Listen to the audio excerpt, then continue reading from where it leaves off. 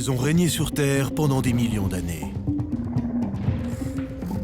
Grâce à leurs fossiles et à leurs empreintes, nous avons découvert comment ils marchaient et chassaient, comment ils vivaient et comment ils sont morts.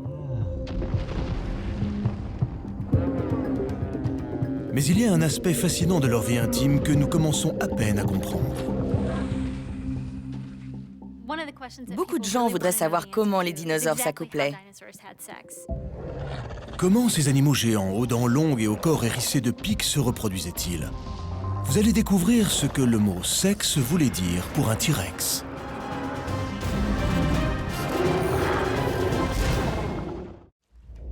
Les oiseaux et les crocodiles d'aujourd'hui peuvent nous aider à en savoir plus sur les dinosaures. Ces trois espèces ont pour ancêtre commun un groupe de reptiles, appelés archosaures, qui sont apparus il y a 250 millions d'années.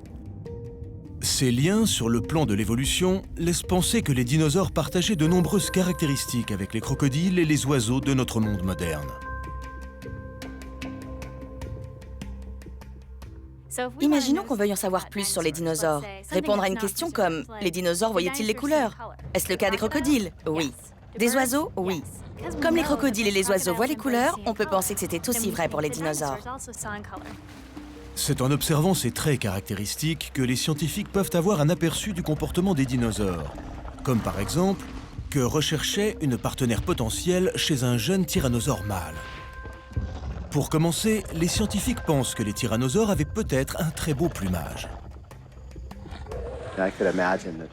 Je les imagine avec des plumes sur la tête ou au bout de la queue.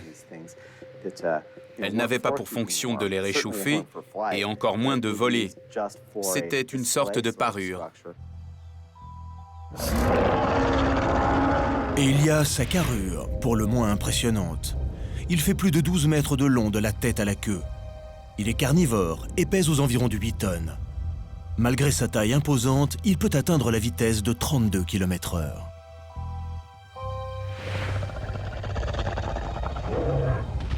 À 18 ans, il est à la moitié de sa vie et à l'apogée de sa maturité sexuelle.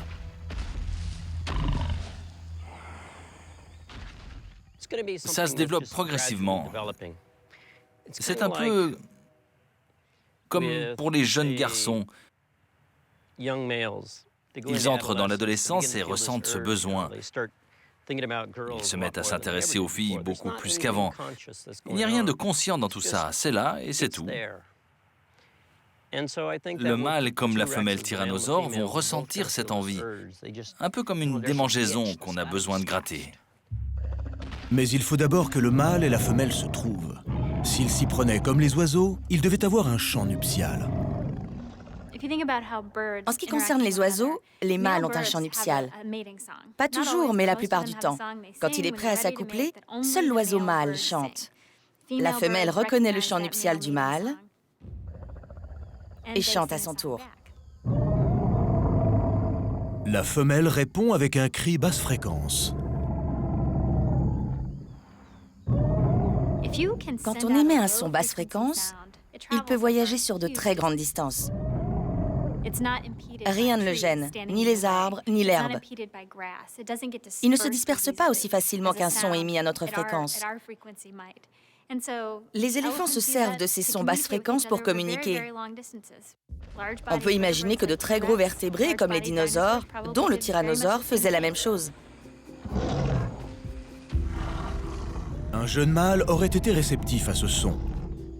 À l'intérieur de l'oreille de ce chasseur, la membrane du tympan est très importante. Grâce à ce gros tympan, il ne rate aucune occasion de rencontrer une femelle réceptive.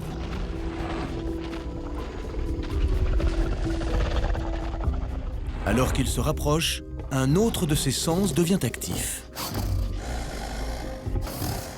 Grâce au moulage de cerveau de tyrannosaures, nous savons qu'ils étaient dotés d'un sens de l'odorat très développé. Ils devaient facilement sentir l'arrivée d'un autre tyrannosaure.